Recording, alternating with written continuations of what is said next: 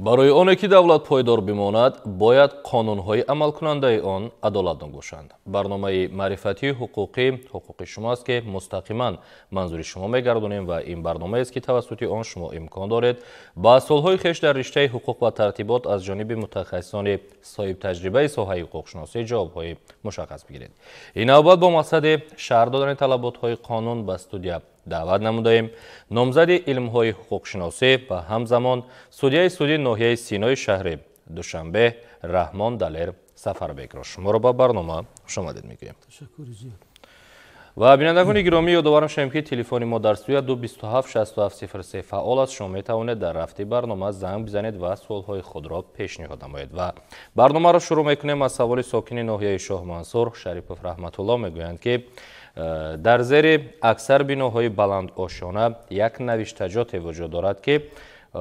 мехоҳанд бифаҳманд ки ҳамин навиштаҷот то чӣ андоза ба қонунгузориҳои мо мутобиқ аст. ман аз коргардон хоҳиш менамоям ки ана ҳамон навиштаҷотро барои бинандаи мо низ нишон бидиҳанд. ташаккури зиёд. воқеан имрӯз бо тараққӣ кардани шакли зоҳирии пойтахти азизамон дар бисёре аз биноҳои баландошона чунин навиштаҷотҳо дида мешавад ва албатта дар қонунгузории соҳавии масъалаи мазкур ба таври мушаххас агар бигем то як дараҷаи муайян шудааст, аммо мо имрӯз мебинем ҳолатҳое ки дар аксарияти биноҳои истиқоматӣ ҳам навиштаҷотҳо вобаста ба намун хусусияти иттилоотӣ бигем агар хато накунем барои ҳамун сокинони минтақаи дахлдор аз ҷониби масъулини ини он соҳа овехта мешавад ва албатта тартиби ҷаримабандӣ кардани шахсон ва тартиби ҷавобгарӣ нисбати ин он амали шаҳрванд ки агар қонунгузории дахлдорро вайрон кунад бевосита аз ҷониби мақомоти дахлдор бо тартиб додани ҳуҷҷатҳои қонунвайронкунӣ маъмурӣ ба суд пешниҳод карда мешавад ва худи мақомоти судӣ масъалаи кадом намуди ҷазоро нисбати ин он шахс татбиқ кардана муайян мекунад. аммо ин аз як дид масъалаи иттилоотӣ кунонидани шаҳрвандон ҳам бошад. шаҳрвандон бояд ки дар вақти овехтани ҳамин ин он масъалаи иттилоотӣ якчанд масъалаҳои муҳимро диққат диҳанд. пеш аз ҳама ин ба намуди зоҳирии биноҳои истиқоматӣ бояд ки як халал нарасонад, чунки мо мебинем ки баъзе ҳамун овезаҳо баъзе ҳамун варақҳои иттилоотӣ дар ҷойҳои номуайян хуб мешуд ки аз ҷониби ҳамун масъулини биноҳои истиқоматӣ як гӯшаи эълонҳо мушаххас карда мешуд. дар ҳамун гӯшаи мушаххаси эълонҳо ҳамин дилхоҳ масъалаҳои иттилоотӣ ба сокинони ин он биноҳои истиқоматӣ маълумот дидан мешуданд ва албатта бо насб кардани гӯшаи иттилоотӣ шаҳрвандон метавонанд ки ҳамун маълумотҳои мушаххасе ки ба онҳо зарур аст пайдо кунанд. албатта иттилоотӣ кунонидани шаҳрвандон ба мақсад мувофиқ аст. бояд шаҳрвандон аз дилхоҳ масъалаҳои ҳуқуқӣ аз дилхоҳ масъалаҳои ҷамъиятӣ огаҳӣ пайдо кунанд ва надонистани қонун шахсро аз ҷавобгарӣ озод намекунад ва вобаста ба масъалаи оне ки кадом намуди иттилоот аст пеш аз ҳама бояд ки ҳамун масъулине ки ин варақаҳоро меовозад бояд ки ба якчанд масъалаи дигар ҳам аҳамият диҳад ки ин иттилоотҳо бояд ки ба ҳуқуқу манфиатҳои дигар шахсан поймол накунад. бояд ки масъалаи яъне таъбиз дар ҳамин иттилоотҳо дида нашавад ё ин ки ба озодии виҷдон ва эътиқоди динии дигар шаҳрвандон халал нарасонад. ва албатта ҳамин дар масъалаи овехтани иттилоотӣ маълумотҳои иттилоотӣ пеш аз ҳама бояд ки талаботҳои агар ки дар ин ҷо аз ҷониби соҳибкорони инфиродӣ шахсони мақомотҳои дахлдор вобаста агар хусусияти рекламавӣ дошта бошанд ҳамин маълумотҳо бояд ки қонунгузории ҷумҳурии Тоҷикистон дар бораи реклама ҳам риоя карда шавад. мо мебинем ки дар баъзе ҳолатҳо ҳам вобаста ба ҳамин реклама кардани ин он маълумот ё ин ки он ширкат ин уна варақаҳо ҳам дар биноҳои истиқоматӣ овехта мешавад ва албатта вақте ки талаботҳои қонунгузории ҷумҳурии Тоҷикистон дар ҳамин масъалаҳои реклама ва шаҳрдорӣ риоя карда мешавад ба фикр ки ба мақсад мувофиқ аст. ташаккури зиёд барои як ҷавоби пурра вобаста ба ин савол. ва саволи дигар аз номи сокини шаҳри Гулистон Илибоев Аҳмадқул мегӯянд ки маъюби гурӯҳи якум ҳастам ва 2 писар дорам ки аз таъминоти ман намебароянд. иброз намуданд ки оё ман метавонам ки ба ягон мақомот муроҷиат намоям. албатта имрӯз дар ҷумҳурии Тоҷикистон қонуни ҷумҳурии Тоҷикистон қонуни миллии ҷумҳурии Тоҷикистон дар бораи масъулияти дар бораи таълиму тарбияи кӯдак дар таҳрири нав аз соли 2024 амал мекунад ки ҳар як падару модар ӯҳда доранд ки дар баробари дигар ҳуқуқҳое ки онҳо дар қонун додааст барои таълиму тарбияи кӯдакон як нақши худро дар ҷомеа гузоранд ва ба ҷомеа як насли барои ҷамъият зарурро тарбия намоянд. ва дар баробари ин гуфтан зарур аст ки моддаи 34 Конститутсияи ҷумҳурии Тоҷикистон қисми дуюм ин масъулиятро масъулияти дутарафа эълом доштааст, яъне ки аз диди Конститутсияи ҷумҳурии Тоҷикистон масъалаи мазкур, яъне ҳам падару модар дар таълиму тарбияи кӯдак ӯҳда доранд ва ҳам фарзандони қобилу болиғи меҳнат ӯҳда доранд ки дар ҳангоми пиронсолӣ падару модари худро нигоҳубин кунанд. ва албатта дар сурате ки агар фарзандони болиғ ва қобили меҳнат аз таъминоти падару модар саркашӣ мекунанд, онҳоро ба таври дахлдор нигоҳубин намекунанд, шаҳрвандон яъне ки ҳамон падару модар ҳуқуқ доранд ки бо тартиби муқаррарнамудаи қонун кодекси оилаи ҷумҳурии Тоҷикистон дар сурате ки агар созишнома оиди пардохти алимент мавҷуд набошад, ҳуқуқ доранд ки ба мақомоти судӣ ҷиҳати рӯёнидани алимент ба тариқи устувор аз фарзандоне ки аз таъминоти онҳо саркашӣ намуданд муроҷиат намоянд. ва бисёр мутаассифона аст ки дар таҷрибаи судӣ ҳамин ҳолатҳое ҳам дида мешавад ки шаҳрвандони ҷумҳурии Тоҷикистон баъзе онҳо аз нигоҳубини падару модар аз таъминоти онҳо дар ҳангоми пиронсолӣ саркашӣ намуда онҳоро ба таври дахлдор нигоҳубин намегиранд. аммо дар дилхо ҳолат шаҳрванд кафолати ҳифзи судӣ дорад, ҳуқуқ дорад ки ба мақомоти судӣ оиди ин гуна фарзандон ба суд муроҷиат кунад. ташаккури зиёд. ва ёдовар шавем ки телефони мо дар студия 227-6703 фаъол аст. шумо метавонед занг бизанед ва суолҳои худро ба унвони барномаи мо пешниҳод намоед. ва як савол дар пахши мустақим аз номи сокини шаҳри Роғон Кабирзода Фаридун ворид шудааст. мегӯяд ки қонунгузориҳои мо барои саркашӣ аз хизмати ҳарбӣ чӣ гуна ҷавобгариро муқаррар намуданд ва кадом намуди ҷазо пешбинӣ шудааст? албатта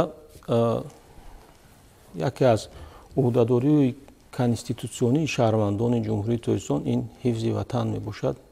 ва шаҳрвандони ҷумҳурии Тоҷикистон ки сину соли онҳо ба сину соли муқаррар кардаи қонун расида бошад, ӯҳдадории конститутсионии онҳо мебошад ки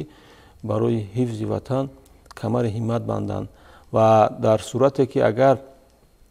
шаҳрванд дидаву дониста аз талаботи янами иҷрои ӯҳдадории конститутсионӣ саркашӣ мекунад, қонунгузории соҳавӣ ҳам қонунгузории ҷиноятии ҷумҳурии Тоҷикистон ва ҳам қонунгузории маъмурии ҷумҳурии Тоҷикистон ҷавобгарии мушаххас муайян кардааст. яъне агар вобаста ба дараҷаи ба ҷамъият хавфнокии ин кирдорҳо гап занем, вақте ки агар шаҳрванд дар боби 40 кодекси ҳуқуқвайронкунии маъмурии ҷумҳурии Тоҷикистон назар афканем ки дар он ҷо ҳуқуқвайронкунии маъмурӣ дар соҳаи ҳарбӣ гуфта мешавад, моддаи 683 оиди аз рӯи даъват ҳозир нашудан ба комиссарияти ҳарбиро қонунгузории ҳарбӣ ҷавобгарии маъмурӣ муайян кардааст. яъне ки агар шаҳрванд баъди супоридани даъватномаи масъулини комиссарияти ҳарбӣ ҳозир намешавад, қонунгузории маъмурии ҷумҳурии Тоҷикистон ҷавобгарии маъмуриро ба андозаи аз 5 то 7 нишондиҳанда дар қисми якум муайян кардааст. ва дар ҳолате ки агар бесабабҳои узурнок ба мақсади ба хизмати ҳарбӣ ба комиссарияти ҳарбӣ ҳозир нашудани даъватшуда ҳангоми набудани аломати таркиби ҷиноят ҳозир нашавад, дар ҳамин ҷамъ қонунгузорӣ андозаи аз 7 تا 10 нишондиҳанда ҷаримаҳои маъмурӣ пешбинӣ мекунад ва дар давоми агар 1 сол ҳамин кирдорша бо такрор кунад, қисми 3 кодекси ҳуқуқ вайронкунии маъмурии ҷумҳурии Тоҷикистон муддати 683 ҷавобгарии маъмуриро ба андозаи аз 10 та 12 нишондиҳанда барои ҳисобо ҷаримаи маъмурӣ пешбинӣ кардааст. Илова бар ин, кодекси ҷиноятии ҷумҳурии Тоҷикистон ҳам моддаи 343 кодекси ҷиноятии ҷумҳурии Тоҷикистон саркашӣ аз хизмати ҳарбӣ ва алтернативиро ҳамчун ҷавобгарии ҷиноятӣ муқаррар кардааст ки яъне шаҳрванди ҷумҳурии Тоҷикистон агар аз хизмати ҳарбӣ саркашӣ кунад, ҳам дар намуди ҷазои ҷиноятӣ дар шакли ҷарима ва ҳам ҷазои маҳрум сохтан аз озодӣ ба муҳлати то 2 сол ҷазои ҷиноятӣ муқаррар кардааст дар қисми якум ва дар қисми дуюми кодекси ҷиноятии ҷумҳурии Тоҷикистон ба муҳлати аз 2 то 5 сол ҷазои маҳрум сохтан аз озодӣ, яъне дар ҳолати агар ба ҷамъият хавфнокии ҳамин кирдор зиёд бошад, яъне ки зиёд бошад, метавонад ки ҷавобгарии ҷиноятӣ то муҳлати қонун ҷазо муқаррар кардааст. ташаккури зиёд. бинандагони гиромӣ, ёдовар шавем ки дар меҳмони мо қарор доранд ва талаботҳои қонунро барои мо ва шумо тӯли ин барнома шаҳр дода истодаанд ҳуқуқшинос, ҳамзамон судяи суди ноҳияи Синои шаҳри Душанбе Раҳмон Далер Сафарбек ва саволи дигар аз номи сокини ноҳияи Вахш Назаров Шамсулло мегӯянд ки пас аз эълони ҳукми судӣ мо бародарони маҳкумшуда зарарҳои ба ҷабрдидагон расонидашударо барқарор намудем ва суол карданд ки оё метавонем нисбати бародарамон ки бо моддаи 247 қисми 3 кодекси ҷиноятӣ маҳкум шудааст иваз намудани ҷазоро талаб намоем. албатта моддаи 247 кодекси ҷиноятии ҷумҳурии Тоҷикистон ҷинояти қаллобӣ ном дошта, яъне шаҳрванд дар сурати агар дида ва дониста борои суистифодаи боварӣ ба шаҳрвандон ягон зарари иқтисодӣ мерасонад, дар ҳамин ҳолат қонунгузор ҷавобгарии ҷиноятиро муқаррар кардааст ва моддаи 49 кодекси ҷиноятии ҷумҳурии Тоҷикистон با مضمون ذیل آورده شده است اگر تا برآوردن حکم سودشونده ضرر را برقرار کند، سودیا باید که با دسترسی ماده 49 کدکس جنایتی جمهوری تاجیکستان نسبت او جزای غیر حبسی در نمود جریمه تعیین نماید. در صورت عکس حال اگر شهروند ضرری به جبردیده رسانده شده را برقرار نکند و گناه او در صادر نمودن همین جنایت اثبات شود، سود در اساس قانون جنایتی جمهوری تاجیکستان جزای جنایتی در نمود محروم ساختن از آزادی را نسبت شخص تعیین میکند. اما از مضمون ماهیت سوال داده شده برمیآید که علیه حکم سود نسبت این شخص صادر شده است و خویشاوندان نزدیک او، برادران او آماده هستند که ضرری به جبریده رسانده شده را برقرار کند. وابسته به همین حالت گفتن ضرور است که در همینجا اینستیتوت مطابق گردانی عمل میکند که هم یعنی شهروند اگر که حکم سودی که اگر نسبت او صادر شده باشد و حکم سود به قوه قانونی در آمده باشد، میتواند که در شکل شکایت داخلدار به مقامات یعنی سود بالایی مراجعت کرده اوید یعنی برقرار شدن ضرر خود معلومات های مشخص رو پیشنهاد کند و میتواند که نسبت آنها سود زینه بالایی جزای غیر حبسی در نمود جریمه را تعیین کند. گذشته از این اگر حکم سود با قوه قانونی در آمده باشد و البته شهروند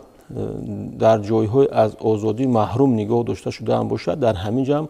قانونگذاری جنایتی جمهوری تاجیکستان هم پرینسیپ انسان دوستی را به نظر گرفته با عریضه خود محکوم شده ای که ادای جزا نموده است و با تصدیق دلیل هایی که ضرری به جبریده ها برقرار شدند، با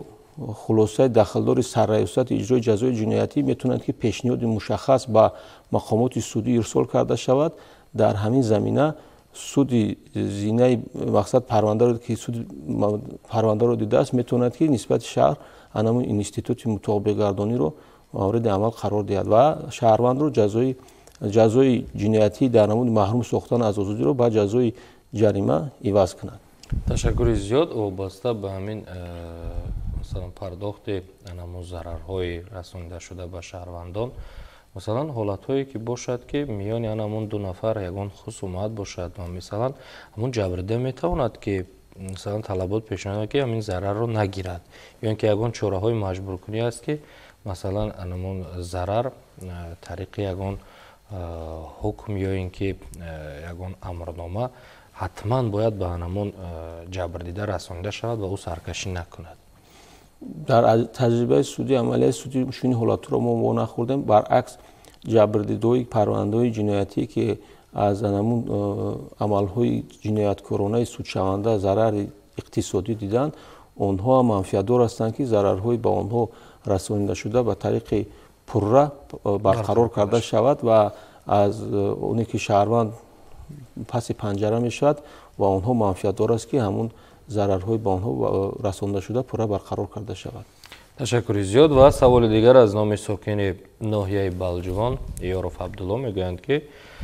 در منزل استقامتی هم 30 سر چاروای کلان و تا 100 سر چاروای خرد دارم و هر سال با تولد نمودن چارواها یک قسمتی آنها را من میفروشم و نماینده از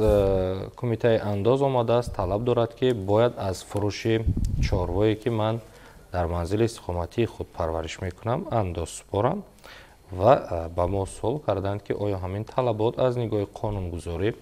درست هست یا نه، حقوقهایشان را میفهماندیم. البته وقتی که اگر همین دلخواه فعالیتی صاحبکاری اگر بگیم مقصد اساسیش این به دست در آوردن فایده است و شهروند همین شغل رو همچون کسب قبول کرده باشد که با پرورش چاروا و فایده به دست بیارد، باید که در مقامات دخلدار انداز به قید گرفته شده او همچون انداز پرنده به قید گرفته شد و وقتی که او از همین فعالیت کاری خود همچون کسب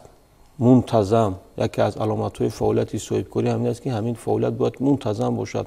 اگر منتظم فعالیت او کاری او در همین سمت روانه شده باشد، البته در نظر داشته به قید گرفتن او در مقامات انداز همچون صاحبکاری انفرادی باید که انداز از فایده که از درآمد رو به طریق دخلدار پرداخت کند. این سپاریدن انداز هم یکی از عهدهداری کنستیتوسیونی شهروندان جمهوری توریستان است که در صورت اگر همین فایده به دست بیارد او باید که به مقامات انداز به قید گرفته شده انداز دولت رو سپارد. تشکر زیاد. و سوال دیگر از نام یک نفر ساکن ناحیه رودکی نامشان را مخفی نگاه می‌داریم. میگویند که با زن مدت چند وقت شناسایی داشتم و همین زن فرزنددار شده است و به سود عاید مقرر نمودن پدری و ستاندن الیمنت مراجعه نموده است و ابراز نموده است که برای واقعا پدر همین کودک بودن خودم شبهه دارم و در همین مورد چه توضیح حقوقی ما داده میتوانیم؟ البته امروز در تجربه های سودی چون این پرونده ها زیاد به نظر میرسند و امروز ما در دوره قرار داریم که علم و تکنیک بسیار هم ترقی کرده است و وابسته به همین حالت مذکور اگر که عریضه دعواگی به سود مراجعت کرده شود، شهروند به سود مراجعت کند، در تجربه سودی وقتی که بحث مقرر نمودن پدری بین پدر و مادر وجود داشته باشد، البته با درخواست طرف ها سود تشخیص ژنتیکی تعیین میکند که در همین مسئله تشخیص ژنتیکی با استفاده تجهیزات معاصر زمان امروزه پدری شخص معین کرده می شود و اصطلاح هم DNK میگن. وابسته به همین حالت سود تشخیص ژنتیکی تعیین میکند که در همین پدری کودک انیق معین کرده می شود و سود در اساس همون خلاصه تشخیص میتواند که او را همچون دلیل اساس به اعتبار گرفته پدری شخص و نسبت کودک مقرر کند و نسبت کودک مذکور از پدرش الیمنت رویاند. تشکر زیاد. طاهرشاه رجبزاده ساکن ناحیه فردوسی طلبات یک ماده را به ما ابراز نمودند و از ما خواستند که با واسطه به همین ماده دخلدار یک چند مثال ها بیاریم. یعنی ابراز نمودند که در اساس ماده 216 кодекси мурофиавии мадании ҷумҳурии тоҷикистон суд метавонад тибқи аризаи даъвогар иҷроиши фаврии ҳалномаро талаб кунад. агар вобаста ба ҳолатҳои махсус ба таъхир гузоштани иҷрои ҳалнома тавонад ба ситонанда зарари калон расонад ё худи иҷрои онро имконнопазир гардонад. вобаста ба ин масъала хостанд ки якчанд мисолҳоро биёрем. албатта моддаи 215 ва моддаи 216 кодекси мурофиавии мадании ҷумҳурии тоҷикистон якчанд ҳолатҳоро ҳамчун асоси иҷрои фаврии ҳалнома пешбинӣ намудааст ки бояд ки дар асоси ҳамун санади судӣ ки суд мақомоти судӣ қабул мекунанд ҳамин ҳолатҳода ҳалномаи суд яъне қарори дахалдори суд ба тариқи фаврӣ иҷро карда шавад. аз ҷумла оиди масъалаи ситонидани алимент, баъдан вобаста ба барқарор кардан ба ҷои кор, инчунин рӯёнидани зарар ба саломатӣ ва зарари ҷисмонӣ ки ба шаҳрванд расонида шудааст, онам ба сифати яъне асос барои иҷрои фаврии ҳалнома қонунгузор муқаррар кардааст. инчунин ҳамроҳ кардани шаҳрванд ҷумҳурии тоҷикистон ба рӯйхати интихобкунандагони иштироккунандагони ҳамин маъракаи сиёсии интихобот ҳам агар шаҳрванд ба суд ба мақомоти дахалдор ҷиҳати ҳифзи ҳуқуқу манфиатҳои сиёсии худ муроҷиат кунад, метавонад ки мақомоти судӣ иҷроиши фаврии ҳалномаро таъмин намояд. ташаккури зиёд ба саҳми бинандагони барномаи ҳуқуқи шумо мерасонем ки вақте ба унвони барномаи мо суол ирсол мекунанд, номи худ ва ҷои зисти худро пурра дарҷ намоянд ва паҳлӯҳои гуногуни суолҳоеро ки ба унвони барномаи мо ирсол менамоянд ва пурсида мешаванд посухҳои мушаххас бидиҳанд то ҷавобҳое ки дар барнома мегиранд онҳо низ пурра ва саҳеҳ бошанд ва гуфтем ки метавонанд тариқи телефони 2276703 дар давоми ҳафта ё ин ки дар давоми барномае ки ба таври мустақим ҷараён мегирад занг бизананд ва суолҳои худро ирсол намояд. ва дар меҳмонии мо ҳастанд ва талаботҳои қонунро барои мо шумо шарҳ дода истоданд номзади илмҳои ҳуқуқшиносӣ ва ҳамзамон судяи судӣ ноҳияи Синои шаҳри Душанбе Раҳмон Далер Сафарбек. барномаро идома медиҳем ва саволи дигар аз номи сокини шаҳри Хуҷанд Азизова Фарзона мегӯянд ки шахсе ки ба дигар кишвар барои кор ва истиқомат меравад ва дар манзили истиқоматиаш иҷоранишин мешинонад ба муҳлати дароз бояд чӣ гуна шартномаи тарафайн бубанданд ва хоҳиш намуданд ки тартиби дурусти онро баён менамудем. албатта имрӯз дар ҷумҳурии тоҷикистон хеле ки мо дар давраи ҳамин рушди муносибатҳои ҳуқуқӣ қарор дорем, дилхоҳ масъалаҳои ҳуқуқӣ, дилхоҳ масъалаҳои ҷамъиятӣ бояд бо тартиби муқаррарнамудаи қонунгузории ҷумҳурии тоҷикистон ба расмият дароварда шаванд ва вобаста ба саволи шунаванда чунин гуфтан зарур аст ки албатта масъалаи мазкура қонунгузории мадании ҷумҳурии тоҷикистон ба таври пурра мушаххас овардааст, яъне шаҳрванд бояд ки ҳатман бо шахсе ки манзили иstiqоматии худро ба иҷорат будааст шартномаи кироя ё ки иҷораи манзили иstiqоматӣ бо тариқи дахлдор яъне бо тариқи нотариалӣ бандад ва аз анамин бастани шартномаи кироя иҷораи манзили иstiqоматӣ мақомоти андози маҳалли дахлдор ҳам огоҳ кунад ки ӯ аз анамин фоидаи гирифтаи худ ба мақомоти дахлдори андози маҳалли зисти худ бояд ки андози давлатро ҳам супорад. яъне шартномаи иҷораи кирояи манзили иstiqоматӣ бояд ки ҳатман ба тариқи дахлдори нотариалӣ баста шавад байни шаҳрванд ва иҷорагир. ташаккури зиёд ва вобаста ба ҳамин саволи иҷора ва пардохти ҳамон иҷорапулӣ як суоли дигар дар давоми ҳафта буд. иброз намуданд ки масалан нафаре ки як биноро ё ки ҳамон масоҳати муайяни биноро барои ташкили як корхонаи хурд мегирад ва ҳамчун соҳибкори инфироди худро дар мақомоти андоз сабт менамояд. масалан ҳамон нафар бояд андози ана ҳамон биноро ҳам биспорад ё ин ки ба уҳдаи ана ҳамон соҳибмулки ҳамон бино ҳаст ки ба иҷора медиҳад ва ҳамин нафар бояд танҳо аз рафти фаъолияти кори худ андоз аз даромад биспорад. агар ки вобаста дар инҷо дар ҳол агар ки шаҳрванд бо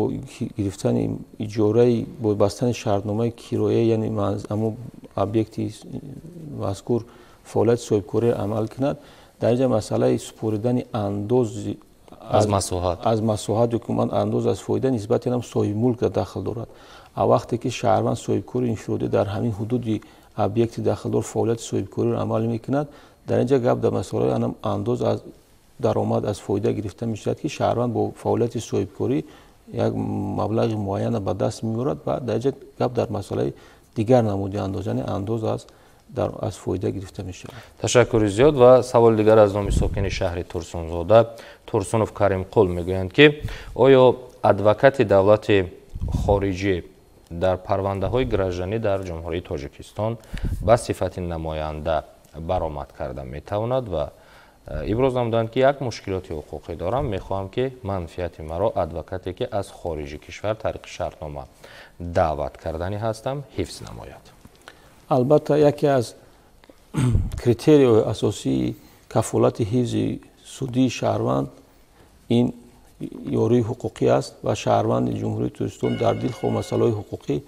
حقوق دارد که با گرفتن حمایتگر ادوکات استفاده برد و در جمهوری تاجیکستان تمام شرایط‌های کافی نسبت شهروندانی که از مقصد امکانیت پرداخت کردن حق ادوکات رو ندارند شرایط فراهم آورده شده است.